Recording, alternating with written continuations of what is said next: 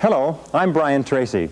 About 25 years ago, I began a lifelong search for the answer to the question, why is it that some people are more successful than others? Why is it that some people earn more money, they have better jobs, they get promoted more rapidly, they live longer, they have better health, they have happier relationships, and yet the great mass of men and women, by their own admission, live lives of quiet desperation? Well, I studied this over and over again. I traveled in over 80 countries on 7 continents. I have learned and spoken 3, 4 different languages. I have spent over 30,000 hours studying, and I've come to a very simple conclusion, that successful people are those who do things differently from unsuccessful people. I've also come to another conclusion, is that you or anybody can be far more successful at life or at anything that you want if you will simply learn how and practice it over and over again until it becomes a habit. Now, no matter what field you're in, no matter what field of endeavor, no matter what work, no matter what activity, there is one thing that all successful people have in common, is that they are good time managers. And the reason they are good time managers is because they recognize that time management is life management. It is personal management. I have never seen an example in the hundreds, thousands of biographies and autobiographies I've studied of successful men and women where the individual has not been well organized and efficient and valued and used their times well. Successful people, winners, use their time well. Losers do not. And in the next 60 minutes, 55 minutes, I am going to give you 21 of the very finest time management ideas ever developed. If you use these ideas systematically, you can increase your personal productivity by 2 or 3 hours a day. You can increase your income. You can increase your rate of promotion. You can increase your life satisfaction. You can even increase the length of time you live. The question is, how badly do you want to learn how to manage your time well? How much effort are you willing to put into it? Because the key to time management is self-discipline. Probably the best way to put it is this, is time management is self-discipline in action, and self-discipline is the key to success. So let's get started right now with these 21 key ideas. The first idea, the most important of all, the core of time management, the axle around which the wheel of life turns, is goals. What are your goals? What is it that you want to be or to have or to do? What is it that you want to accomplish in the next 1, 2, 3, 4, 5 years? The top 3% in every field have goals. The balance of the population have either very vague goals or no goals at all. So the question you have to ask yourself is, who am I? Where am I going? What do I want to accomplish? And there are 3 major areas of goals that you have to think about. The first is your personal and your family goals. These are the reasons why you're alive. What do you want to accomplish for yourself and for your family? Write them down. Define them clearly. The second set of goals that you have to ask is your business, your career, your financial, your material goals. What is it that you want to accomplish in the external world? Where do you want to make your contribution? The third type of goals you have to ask about are your self-development goals. And in my estimation, your ability and your willingness and your tenaciousness in developing yourself is the key to accomplishing everything else. So here's 3 questions that you can ask. The first question is, what would you do? What would you set as a goal for yourself? What would you want to be or have if you just won $1 million in the lottery? What would you do if you just won $1 million? If you had all the time and money, you're completely free to decide to do anything you wanted. If you won $1 million, what would you do differently? Think about that. Hold that in your mind. The second question is, what would you do if you just learned today that you only had 6 months to live? What if you only had 6 months to live? What would you stop doing? What would you do more of? Who would you spend time with? Now, the answer to that question is very interesting because what it tells you is what you really value. What is really important to you? And what we have found is that self-esteem, satisfaction, happiness in life comes from getting your goals and your activities congruent with your values, with your priorities, with what you consider to be really important. Now, here's the third question. The third question is, what one great thing would you dare to dream if you knew you could not fail? If you knew beyond the shadow of a doubt that you could not fail, what one thing would you set as a goal for yourself? Because sometimes answering that question will tell you the one thing that you've been put on this earth to accomplish. One final point with regard to goals is that goals must be in writing. You must write them down, you must rewrite them, you must define them, you must redefine them. The top 1% of successful people in every area have very clear, specific, written goals. And most of them carry their goals around with them. So let's go from goals as the core of success to point number 2, which is organized plans of action. In an interesting study, or a variety of studies that have been done, they've come to the conclusion that organized plans of action are the key to all success. In fact, action without planning is the cause of every failure. Action without planning is the cause of underachievement. Action without planning is the cause of frustration, time wastage, anxiety, stress, and lack of success in life. So organized plans of action are critical. Now, what is an organized plan of action? An organized plan of action is where you take your goal, you take your objective, and you write out every single step that you're going to have to follow in order to accomplish that objective. You write it out and you list all those plans of action, all of those different activities, and you organize them together into a plan that you can then implement on a day-to-day basis. You decide which has to be done first and which has to be done last, which is more important, which is less important. In fact, the ability to set goals and to create plans for their accomplishment is the master skill of success. If all you learned in life, all you learned in school, was the ability to be a continuous goal setter and a continuous planner, day and night, planning, organizing, planning, writing, thinking about what you're trying to accomplish, you'll accomplish more in a year or 2 years than most people accomplish in 10 years or an entire lifetime. It has nothing whatever to do, by the way, with your intelligence. It hasn't anything to do with your education. You know, half of the best educated people in the country are working for people who didn't finish high school or didn't finish college. I wrote an article for a major publication not long ago which said that if you do not have clear goals for your life, you are condemned forever to work for those who do. You see, in life it's very simple. Either you are working toward the accomplishment of your goals or you're working toward the accomplishment of other people's goals. Very important. Now, the third point in excellent time management is analysis. Make a list. In fact, it's been discovered that if you make a list before you begin any task or job, you will immediately improve your productivity by 25%. How do you make a list? Well, you make your list for the week, the Sunday or the Saturday before, and you make your list for each day the evening before. And you always work from a list. Now, why do you make it the evening before? The primary reason is if you make a list the evening before, the subconscious goes to work on your list while you're asleep. And during the night, the subconscious will solve problems and bring insights to you. You'll wake up in the morning with insights, ideas, intuitions, answers that will make your day more productive. Now, the second reason that you use a list is because if you don't have a list, it's like driving down the street in a car with no steering wheel. You just drift, and every bump, every interruption, everything that happens sets you off in a different direction. A list gives you a track to run on for the entire day. Another reason that you use a list is because with a list, you can analyze where you are. You can tell what is more important and what is less important. You can tell what is irrelevant, what can be delegated, what can be delayed, what can be put off. The most important reason for using a list, though, however, is this, is that when you use a list and you work down the list and you check things off, each time you check something off on a list, it gives you a feeling of accomplishment. It's been well said that happiness is the progressive realization of a worthy ideal. That happiness is the step-by-step accomplishment of the tasks necessary to accomplish a worthy ideal. And a successful life is based on a series of successful days. And a series of successful days is based on working on a list, one step at a time. Okay, now the fourth principle for effective time management is to set priorities. It's interesting, there are many people who have goals, vague or clear. There are many people who do make plans, but the biggest single problem in human life is setting priorities, determining what is relevant and what is irrelevant. And in setting priorities, an Italian economist named Vilfredo Pareto in 1895 came up with a principle which is called the Pareto principle. We call it the 80-20 rule. It says that 80% of the value of what you do will be contained in 20% of the things that you do.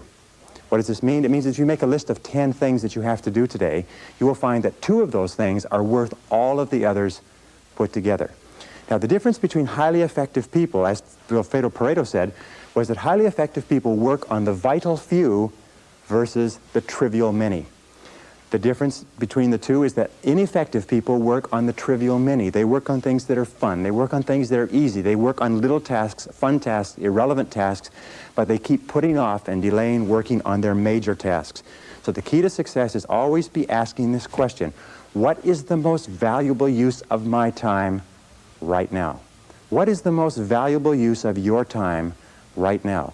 I'm convinced that if all you did was organize your life and only work on the most valuable use of your time, That alone would be enough to make you an effective, efficient person. That alone would be enough to increase your productivity, your performance, your profitability, your rewards by 10, 20, 30, 40, even 50%. So always before you begin, ask yourself, is this the most important thing I could be doing? Is this my top priority task? Does this give me the highest payoff? Is this the most valuable use of my time? Now here is one simple test with regard to value. Ask yourself, in approaching any task, is what impact will the accomplishment of this task have on my future? The futurity of decisions is the key to measuring the value. Most people spend as much as 80% of their time dealing with the problems and difficulties of the past, and only 20% dealing with the opportunities of the future. But successful people are always saying, what impact will this have on the future? Important tasks will always have an impact on the future. Unimportant tasks will only have an impact on the present and maybe even the past. So I say, what is the most valuable use of my time right now, and what impact will this have on tomorrow, the next day, and the future? It's one of the key ways to keep on track with regard to priorities. The fifth key idea in time management, which I am a fanatic on, is concentration. Concentration, concentration. Many people come to me in my seminars and they say, well, I never learned how to concentrate. I can't concentrate. How do I learn to concentrate? Learning how to concentrate is absolutely essential to success. As a matter of fact, it is impossible for you to accomplish anything worthwhile in life without the ability to concentrate single-mindedly on one thing at a time and stay with it until it's complete. In fact, time and motion studies have shown that if you start a task and you put it down and you come back to it and pick it up and start it and put it down and come back to it and pick it up, that it will take you as much as 500% of the necessary time to do a task than if you picked it up and carried it through. Alec McKenzie, great time management expert. Alec McKenzie calls this single handling. Once you have made a list of what you have to do, organized your goals, determined the highest and most valuable priority, then pick the most important thing and begin working on it and stay with it until it's finished. Now people say, well, if I stay with this task until it's finished, I won't get anything else done. That doesn't matter. If it's the most valuable thing that you have to do, it's the most important thing that you could be working on. Now it's a wonderful thing. When you concentrate and work intensely on an important task, it gives you a feeling of energy and enthusiasm. When you complete an important task, your self-esteem goes up. You feel like a winner. You feel great about yourself. But if you work away on low priority tasks, even if you complete them and do them well, you don't get any bang for the buck. You don't get any excitement or thrill from doing something that's not important.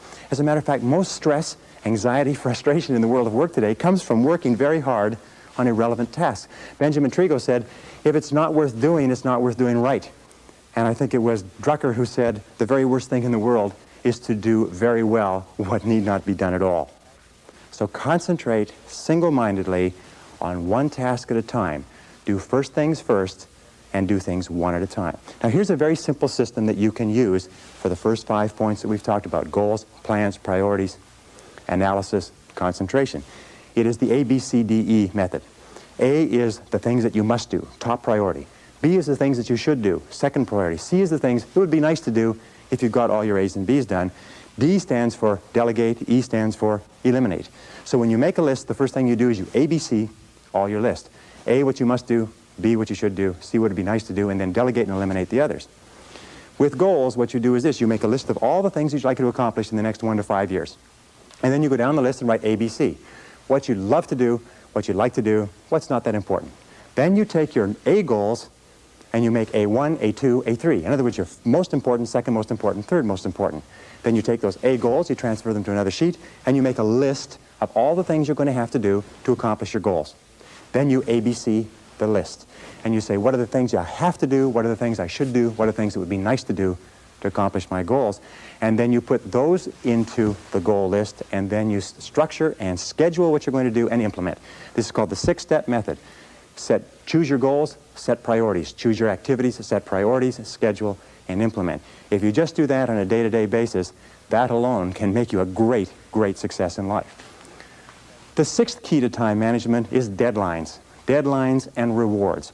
Now, psychologists have discovered that 85% of the reason that you or I do anything is because of what we expect to happen as a result. We call this consequences or logical consequences. 15% is because of what we've been told, but 85% is the consequences that we expect. So therefore, what you do is when you have an important task, the way that you motivate yourself to do the task is you structure a specific reward that you're going to get when it's finished. Let me give you an example. Sometimes people are very uneasy about making telephone calls, especially salespeople, so they put it off and they procrastinate. What we encourage them to do is give themselves a reward every time they make a phone call. Put a cup of coffee next to the phone. Every time you make a phone call, give yourself a sip of coffee. Take a cookie and break it up. Give yourself a piece of cookie. In other words, train yourself the way you train a dog to have a positive consequence for everything that you do. So set deadlines. How do you set deadlines? First of all, when you set the goal, when you specify the task, set the deadline when it's going to be accomplished. Always set the deadline with lots of room to spare, and always try to finish before the deadline. Tell other people that you're going to finish by this deadline. Promise others that you'll have your work done. It's a powerful way to act as what is called a forcing system. A forcing system is something that motivates you to stay at it. Because if you don't set a deadline and give yourself a forcing system, you fall into the trap of what is called Parkinson's law. Now, Parkinson's law says that work expands to fill the time allotted for it. That if you have 2 hours of work to do and 8 hours of time, you will stretch that work over 8 hours. Parkinson's law also says that work contracts to fill the time allotted for it. If you have 8 hours of work to do, and because of an emergency you have to have it done in 2 hours, you will get it done in 2 hours. Highly effective people are always setting tight, stringent, disciplined deadlines on themselves so they get more work done in a short period of time rather than less work done in a long period of time. Does this make sense? Very, very important. The next principle, number 7, is what is called the time log, which is writing down and keeping track of where your time is going. All effective people know where their time goes. Now let me tell you an interesting principle with regard to time management. It is this, is the more important you are, the more successful you are, the more you tend to measure out your time in minutes. The less successful you are, the more you tend to measure out your time in hours, days, and weeks. The average person thinks of terms of morning or afternoon. The above average person thinks of hours. The successful person thinks of half hours. The very successful person thinks in terms of minutes. They allocate their time carefully. Now the only way that you can do that is what? Is you've got to keep track of what you're spending your time on. 60, 70, 80% of people are not aware of how they spend their time. They think they spend a lot of time in meetings. It turns out they spend a lot of time socializing. They think they spend a lot of time working on reports. It turns out they spend a lot of time on the telephone. They think they spend a lot of time doing important jobs. It turns out they spend a lot of time wasting time. So keep a time log, or just keep a sheet, and whenever you have a chance to look at your watch, write down what you're doing at the time. Or have somebody else watch what you're doing and feed back to you how you're spending your time. And then you have to ask, is how I'm spending my time consistent with my major goals, my top priorities, my high payoff tasks? And you'll find that it's not. And you'll also find that you feel frustrated and you feel stressed if you are not working your time on the things that you're supposed to do. So keep measuring your time, logging your time, analyzing your time. How am I spending my time? Am I spending my time on the things that are important to me? Am I spending my time on the things that give me a big payoff? And if you're not, keep adjusting and modifying your schedule. A very interesting point with regard to the time log is that self-discipline is critical. You've got to discipline yourself, and you've got to measure and analyze your time every single day, or you slip off it again. The next principle is the principle of procrastination. Overcoming procrastination is absolutely critical, but there's two kinds of procrastination. There's positive procrastination and negative procrastination. Positive procrastination is when you procrastinate on doing low priority tasks. It is when you procrastinate on doing things that do not contribute very much to your major goals. Negative procrastination is when you procrastinate on what is called your most important tasks. Now there's an interesting point, is that their tasks are either urgent, which means they have to be done now, or they are important, which means they don't have to be done now, but they have a very high impact on your future. We have a natural tendency to always do what is urgent rather than what is important. Important tasks are seldom urgent, and urgent tasks are seldom important. So you overcome procrastination with a very, very simple method. It was developed by W. Clement Stone when he was a young man. He built a fortune of $500 million, and this is one of the central principles of his life. It's simply this. Every morning when you get up, say over and over to yourself, Do it now. Do it now. Do it now. I do it now. Do it now. Whenever you have this tendency to procrastinate, program your subconscious mind with this automatic conditioned command, do it now, do it now, do it now. The key to overcoming procrastination is to develop a sense of urgency. Be the kind of person who gets things done quickly. Be the kind of person who launches fast on a task. One of the ways to launch fast on a task is to take the task and break it up, what is called salami slicing it. Slice a piece of salami. Don't try to eat a whole loaf of salami, just eat it one slice at a time. Take your task and break it up into small pieces and do one piece at a time. Say over and over to yourself, do it now, do it now, do it now. Do you know that less than 2% of the population have a sense of urgency? And that there's not an example of a successful person anywhere who does not have a sense of urgency? That if you just develop a sense of urgency, when somebody gives you a task, that you get on it and do it fast, that alone will move you into the top ranks in a very short period of time. In a study done amongst 104 chief executive officers 2 years ago, they asked what would be the qualities that would put a person on the fast track in their career. You know the conclusion they came back to with? 2 qualities. Number 1, the ability to set priorities, to choose what was relevant over what was irrelevant. And number 2 was the ability to get the job done fast. If all you did was this, set priorities and get the job done fast, that alone would cause you to stand out from 80 to 90% of the people that you work with. Number 9, delegate. Delegate everything that you possibly can. Now, what does delegation mean? Delegation is very simple. What it means is this, is that whatever your hourly rate is, let us say your goal is to earn $50,000 a year. If you work 8 hours a day, that's $25 an hour. You got that? So you're a $25 an hour person. Now, the only way you can make $25 an hour is if you do $25 or more work. And the only way you can do $25 an hour or more work is if you take anything that can be done by anybody who earns less than you per hour, 20, 15, 10, 5, and so on, and delegate, outsource, have somebody else do it. The most valuable resource in the world today is productive time. And do not waste your productive time dropping off laundry, getting your car washed, mowing your lawn, cleaning your house. Do not waste your productive time doing things that you can hire people to do for $5 or $10 an hour. Use your productive time on tasks that are more expensive, of higher value. Delegate everything that you possibly can. In fact, its general conclusion is this, is that if you cannot delegate, if you cannot get other people to do things of lower priority for you, you cannot grow, you cannot develop, you cannot be successful. You may be successful running a shoe shine stand, but that's about the limit of it. Delegation requires one key word, clarity. Clarity. The reason people don't delegate is because they've delegated and other people have dropped the ball. But the major reason why people don't fulfill the tasks that you've given to them is because of lack of clarity. So when you delegate, here are the keys. First of all, think through what you want done. Write it down. Second of all, pick the right person to do it. Don't give a major task to an incapable person. Third of all, make it crystal clear what you want done and when you want it done. And fourth of all, check, review, inspect, keep on top of it to make sure it is done on time. Never assume that anything will be done on time. I read something years ago, a great sign. It said that assumption lies at the root of all foul-ups. Never assume that anybody or anything will be done on time unless you check on it yourself. Okay, the next principle, number 10, is meetings.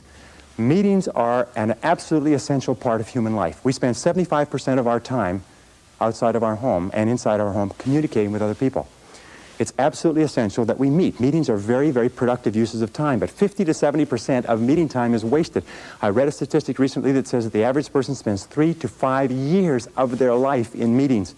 The average business person spends 25% of their day in meetings and is wasting more than half of that time. So here are some of the keys to using meetings as an effective business tool. Number 1 is have a purpose for a meeting. Make sure that it's crystal clear at the beginning what the purpose of the meeting is. If you are the person organizing the meeting, when you start the meeting, you say the purpose of this meeting is. And if you are not, when you sit down, you ask the person who is chairing the meeting, what is the purpose of this meeting? You look upon a meeting as an investment.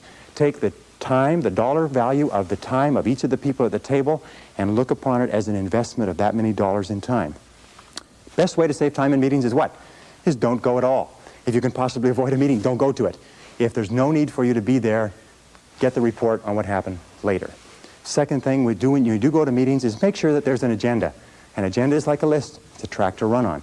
If the chairperson doesn't have a list, offer to put together a list or an agenda for them. Even if you just write it out and photocopy it, it's better than no list at all. Deal with the most important items first. When you have finished your contribution, ask if you can be excused, and start and stop the meeting on time. Now, what's the biggest time waster in meetings? In my estimation, it's two things. The meeting goes off track and the conversation becomes irrelevant, or second of all, people wait until the latecomer shows up. So here's the basic rule with meetings, is always assume that the latecomer is not coming at all, and start the meetings punctually. Start and stop the meetings at the specified time. Say the meeting will start at 8, end at 9, and at 9 o'clock, wrap up the meeting. Fair? Okay, that's how you handle meetings, and there's a lot more to it than that, but your skill, your ability to work well in meetings is a critical part of good time management. Number 11 is interruptions. The biggest single time wasters in the world of work within the office are interruptions, and the two major types of interruptions are telephone and walk-in visitors, people that just drop in to socialize and to talk to you. So how do you deal with these interruptions? Let's talk about the telephone first. The way that you deal with telephone interruptions is to remember this. When you were a child, the telephone was where you got phone calls from your boyfriend or your girlfriend. Today, we still are conditioned to have an irresistible urge to answer the phone. As a matter of fact, it's been demonstrated that you can get through to people on the phone that you could never get to physically, because people cannot resist answering a ringing phone. You have to discipline yourself to remember that if it's important enough, they'll phone back. So here's some of the things you do with telephone calls. First of all, have your calls held. Tell somebody you're going to be in a meeting, you're going to be working, and have all your calls held for 2 or 3 hours, and then phone back all at once. Second of all, with regard to interruptions, if you don't have somebody to hold your calls, do what I do when I work at home. I unplug the telephone. Now people say, well, what if it's important? If it's important, they'll call you back. Another thing that you can do if you can't stand unplugging the telephone is put on an answering machine and have the calls captured with an answering machine and then call them back at your own leisure. But don't be a slave to the telephone. The next principle with regard to interruptions is people. Most people are time wasters. That's the basic rule. Most people are time wasters. They waste your time, they waste their own time, they waste other people's time, and you have to be alert to it. So when a person comes in and they want to talk, they drop in without notice. The very fastest way to get rid of a person is to stand up when they walk in. If you stand up and stay standing up, they won't sit down. And you can lead them out by saying, there's one more thing before you go. And then just say it and lead them to the door. If necessary, and I've had to do this on occasion, a talkative person comes into my office, I get up and I start toward the door and I say, I was just leaving, and I leave. And the person follows me out and goes on somewhere to bother somebody else, and then I go back into my office. If people call and say, have you got a minute? Say, no, not right now, could it wait till this afternoon? You know what they'll say? They'll say, sure. And 90% of cases, they'll forget why they came in the first place. So control interruptions. The interruptions and the ringing telephone are two major sources of stress in the world of work. Now, another key management principle, and in management, in time management, in personal management, this is essential. It's what is called key result areas. In other words, it is the key results that you have been hired to accomplish for your business. Even if you own your own business, you are still subject to key result areas. And the way that you find out your key result areas is you ask yourself this question over and over again. Why am I on the payroll? Why are you on the payroll? What have you been hired to accomplish? Not do, not your tasks and activities, but what results are expected of you? You ask yourself this question. The accomplishment of what results is going to lead to my promotion? How am I going to earn more money? What results do I have to achieve in order to get a raise in salary? What results does my company expect of me? What contribution am I expected to make? And then you say, what are my key results? Another way of looking at it is to remember that every job has a series of functions. And there are secondary functions and primary functions, and they're what is called core functions. So you have to ask, what are the core functions of your job? What are the goals of your job? Now, many people say to me, well, I'm not sure. Do you know what the major reason for stress in the American workplace is today? Is people don't know what's expected. I would say 80 or 90% of people out there do not know what's expected. They're not sure why they're on the payroll. And here's a very simple technique for it. Go to your boss with a list of everything that you do and ask your boss to organize it in order of priority. Say what's number 1, what's number 2, what's number 3, what's A, B, or C. Help him or her organize your list in order of priority and give it back to you. I promise you, you'll be surprised. But why is it that you absolutely have to know why you're on the payroll? It's simply this, is that you cannot perform excellently, you cannot do superior work, you cannot be promoted, you cannot get a raise unless you are doing and doing well the key things that your boss has hired you to do. Have you got me on that? Or have I got you on that? Key result areas are critical, and you have to know every single day. In fact, you know something? One of the major sources of frustration in work is to be working very hard on something and being vaguely uneasy because you know it's probably not important. So keep clear channels of communication with your boss, and if you supervise other people, have them bring to you a list of everything that they do, and you organize it in order of priority and make it clear to every person what their contribution is expected to be. Okay? The next one, number 13, is batching tasks. It's interesting that there is what is called in the world of work a learning curve. A learning curve says this. It says when you do a job the first time, it takes you the most amount of time to do it because you're learning how. The second time it takes less. The third time it takes less. The fourth time it takes less. In fact, the learning curve theory says that you can decrease the amount of time by as much as 80% if you do the same job over and over again over a period of time. So batching your tasks is a major time management tool. What does it mean? It means that if you're going to make phone calls, make all your phone calls at once. Have your calls held, make them all at once. If you're going to do invoices, do all the invoices at once. If you're going to do correspondence, do all the correspondence at once. If you're going to read and catch up, read everything at once. It's been found that if you do this on a regular basis, you'll get so much more done by doing it and concentrating on batches of tasks than if you did not. So batch your tasks whenever you possibly can. Imagine what most people do is they do a little bit of telephone call, a little bit of correspondence, a little bit of this, a little bit of that, and they have no learning curve at all. Each one takes the maximum amount of time. So batch your tasks. Put groups of tasks together at once and do them at once. Okay, the next principle is neatness. It's an interesting thing because you run into people all the time. I run into people in my office who say, it's okay if my desk is messy, I know where everything is. Now you have to understand one thing, is intelligent people, people with good memories, can very often remember where everything is. But it just means that they are using their intelligence to combat the inefficiency of neatness. Every single study that has been done says this, that if you will just clean up your work environment so it is completely neat and everything is off of your desk or your workplace except the one thing you're working on, that will increase your productivity by 20 to 40%. People have a difficult time understanding this, but I have tested it. I've worked with a messy desk, I've worked with a clean desk, and I tell you, I promise you, you will be astonished at the difference it makes. Now, how do you clean it up? Well, it's very simple. There's a very simple way of cleaning off a desk. It's called the TRAF system.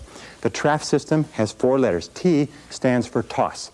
Remember that in time management, your wastebasket is your best friend. So toss it out, throw it away. R stands for refer, which means it's not relevant to you, so you refer it to somebody else. A stands for action. And what you do is you take a file folder and you put it into an action folder, so it's out of the way. And F stands for file. File it away, do something with it. But before you file, always ask this question, what would happen if I didn't have this document? What would happen if I never could find this again? And if it's not particularly serious, throw that away too. Once you've done that, TRAF, you've tossed it, referred it, filed it, or put it in an action file. Once you've done that, then you start with your action file and you work through it. Neatness is important. Clean your desk, clean your workplace. Even in the kitchen, you'll find that if you take one thing out and use it and put it away, and take another thing out, you'll get far more done in a short period of time. Now, here's the rule. If you're not using it, put it away. If you're not using it, put it away. Even if you have to take the stuff off your desk and your credenza and put it on the floor, do it. Your briefcase is your workplace if you are on the road, if you're a salesperson, if you're moving around. Make sure your briefcase is neat and orderly and has everything that you need and nothing more than you need. Neatness is critical to productivity. Here's a final point. In a study that was done recently, 98% of senior executives said they would not promote a messy person, that they would not give a messy person greater responsibilities, that if you are messy, no matter how much you kid yourself, everybody around you concludes that you are inefficient, undependable, unreliable, and incompetent, and even if you do the job well, they think it's just an accident. So be neat. Stand back from your desk and look at it and say, what kind of a person would work at a desk like this? Stand back and look at your car. Say, what kind of a person drives a car like this? Look at your workplace, your briefcase. Look at your home and say, what kind of a person lives here or works here? and you'll find that what will come to you is messy, inefficient, incompetent, disorganized, and so on. Neatness is critical to time management. Number 15 is what is called getting chunks of time. Interesting studies. Over and over they have found that important work requires chunks of time to do. What is a chunk of time? A chunk of time is 60, 90 minutes, 2 hours. In fact, it's been found that most serious work cannot be done in less than 60 or 90 minutes. So when we look at the work styles of highly effective people, successful people, the ones who make the most money, the ones who graduate or are promoted the most rapidly, you find that they have developed a habit of cutting out blocks of time where they can work without interruption. Now here's an example. There's several examples that you can use. One of the examples, and one of the ways that I do it, is that I get up early in the morning. Sometimes I get up at 5 a.m. and I'll work for 2 or 3 solid hours. You can get an entire day's work done in 3 uninterrupted hours. As a matter of fact, again, we have found that it's impossible for you to do creative work and administrative work at the same time. If you have creative work to do, reports to do, proposals, anything that requires a sustained period of time to put together, you cannot do it at the desk when the telephone is ringing and people are coming in. You cannot do administrative and creative work together. You have to break them apart. In the office, you do administrative work and you cut away chunks of time for the important stuff that affects your future. One of the things that I do is I come into the office an hour early. I can clear off in 1 hour, I can do half a day's work. Another thing that you can do is stay at the office at lunchtime. Work at your desk. At lunchtime sometimes is the very best time to work. And by the way, if you work from 12 to 1 and then go out for lunch, you'll find that you can get in anywhere, that you don't have any wait, that you can get in and out and back to work quickly. A third is stay late. Sometimes just working from 5 to 7, you'll do an entire day's worth of work. By the way, with regard to travel, I travel a lot, and more people travel by air. 1 uninterrupted hour on an aircraft, if you're properly organized with all of your work in your briefcase, is worth 3 hours in your office. So if you're going to travel, be sure that you take the work necessary so that you can work, if you like a workhorse once you get on that plane. I always try to sit next to a window. If you sit next to a window, you can bury yourself in your work. You have no interference, people not walking over you, but you can get an enormous amount of work done on a plane. As a matter of fact, much of this course that we're talking about today was done on airplanes. Number 16 is to use what we call transition time. Remember this, is that you will always be paid in life for the value of your contribution. And if you want to earn more, you must learn more. And the most successful people are those who are continually taking in new information, continually learning more, continually taking every opportunity to keep current with their profession and to advance their knowledge. In fact, the knowledge in every single field today is doubling every 5 to 7 years, which means that whatever you're doing, in order to stay even, your knowledge has to double every 5 to 7 years. Now, it's simple to do this. The basic rule is this. You should or you must spend an hour every day investing in your own mind, investing in yourself. You must take an hour every day and read and study and take notes. If you're doing less than an hour a day, you're falling behind. If you do 2 hours a day, you put yourself on the side of the angels. Now, here's some of the ways that you can get this extra learning time, this extra working time, this extra personal growth time. First and most important of all is driving or traveling to and from work. If you drive, the average driver today drives 12 to 25,000 miles a year. That's the equivalent of 500 to 1,000 hours a year. And of course, if you're on the Los Angeles freeways, it's about 1,500 hours to 2,000. But that is the equivalent of 12 to 25 40-hour work weeks. That's the equivalent of 3 to 6 months of work weeks. That's 1 to 2 university semesters. You know, the average person, of course, is not you, because the people who watch videotapes like this are usually the cream in any organization or any society. But the average person sits there and listens to the radio all the time. You can become one of the best educated people in your profession simply by listening to audio cassettes going to and from work or to and from errands. Now, another very important part of transition time is coffee breaks. You know, the average person takes 2 coffee breaks a day, 20 minutes each, 40 minutes a day. 40 minutes a day times 5 days a week is 200 minutes. 200 minutes times 50 weeks a year is 10,000 minutes. 10,000 minutes is 166 hours. 166 hours is over 4 full 40-hour weeks. Now, what does that mean to you? It means that if you just decide that you're going to read on a particular subject at your coffee breaks for the next year, you will be an expert on that subject before the year is out. Just when you sit down with coffee, make sure that you have something to read, whether it's time management or goal setting or personal communications or your profession. If you wanted to be an outstanding salesperson, if you just read on your coffee breaks 20 minutes in the morning, 20 minutes in the afternoon and applied what you learned, you could double your income in less than a year. And most people sit there in their coffee breaks and they read the sports page and they don't realize that their life is passing them by. Well, another key element of transition time is lunch times. The average person takes an hour a day. An hour a day times 250 working days a year is 250 hours. 250 hours is 6 full weeks of time that you spend eating lunch. If you just read at your lunchtime in something that will help you grow and advance in your career, if you did nothing but coffee breaks and lunchtime, you'd become one of the best educated people in society within 3 to 5 years. And you know what the average person does? They waste this time. Another important part of transition time, by the way, if you read magazines, instead of carrying magazines, what you do is you read a magazine, tear out all the articles, put it in a file.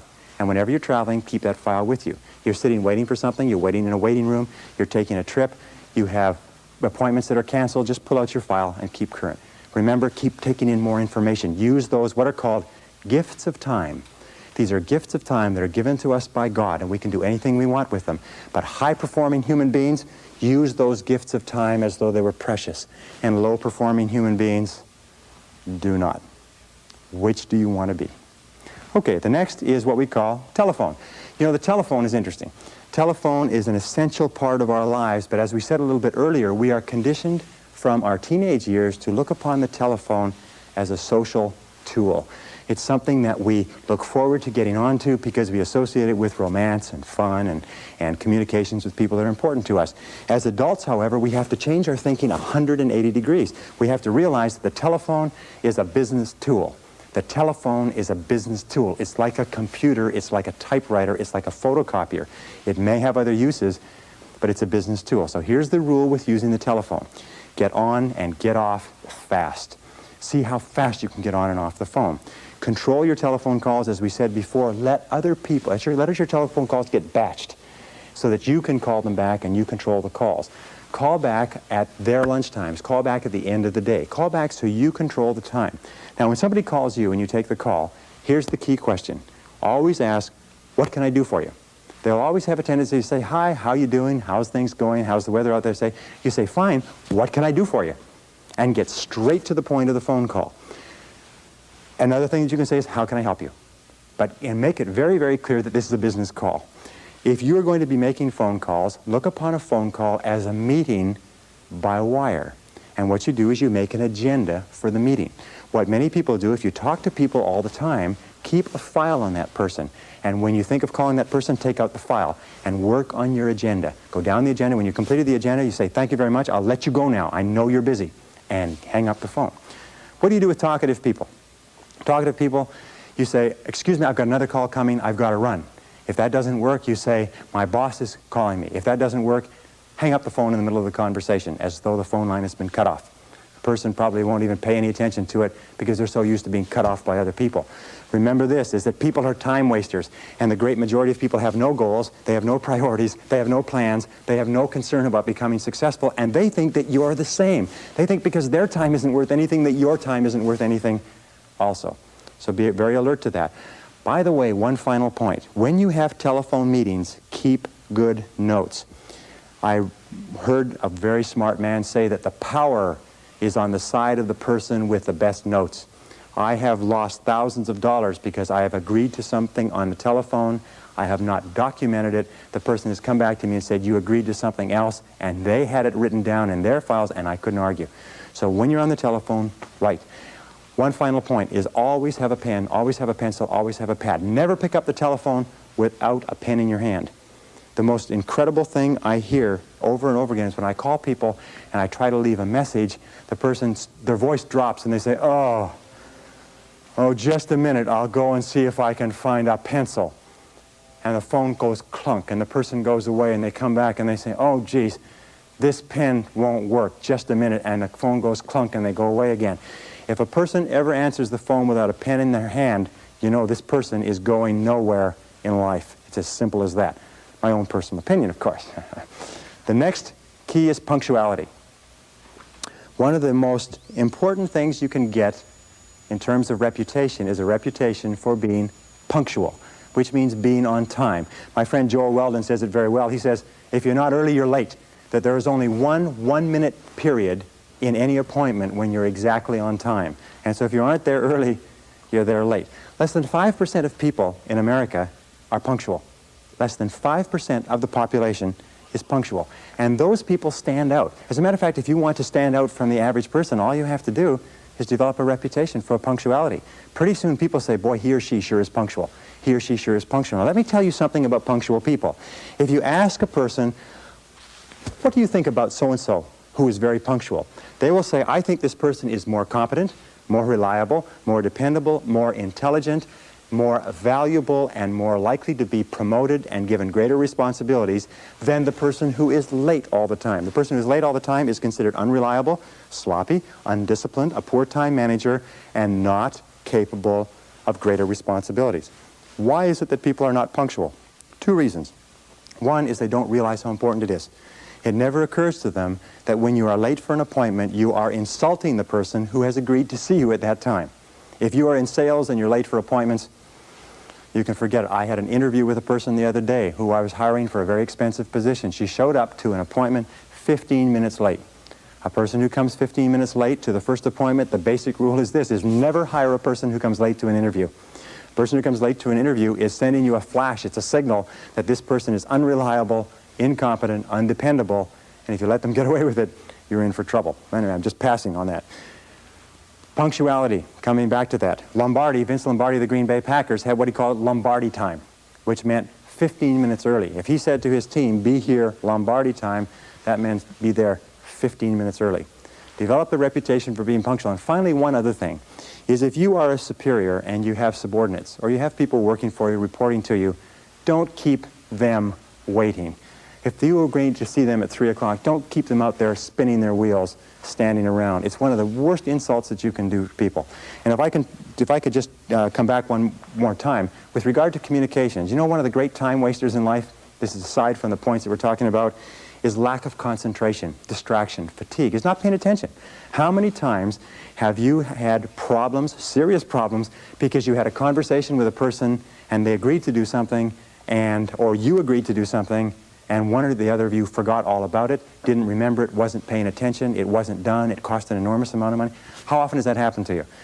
Paying very close attention is a powerful time management tool. If somebody comes in to see you, cut off all phone calls, close the door, clear your desk, and concentrate single-mindedly on a person.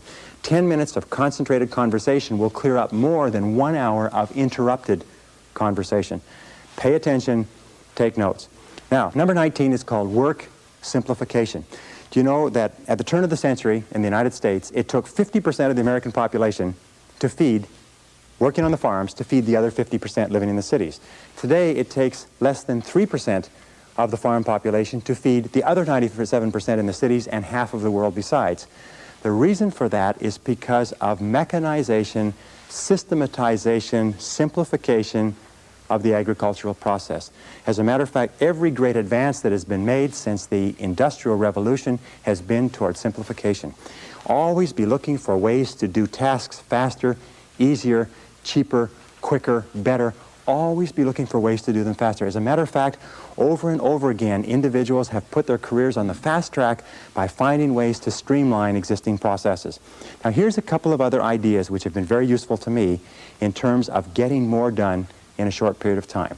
Here are the 6, maybe 7 key ideas. If you want to get more done in a given period of time, or if you want to get more done, period, you can do, 1, you can work longer. In other words, you can spend more hours working. But that's not a great idea because your productivity starts to drop off and you start to make mistakes, which you have to come back and correct and so on.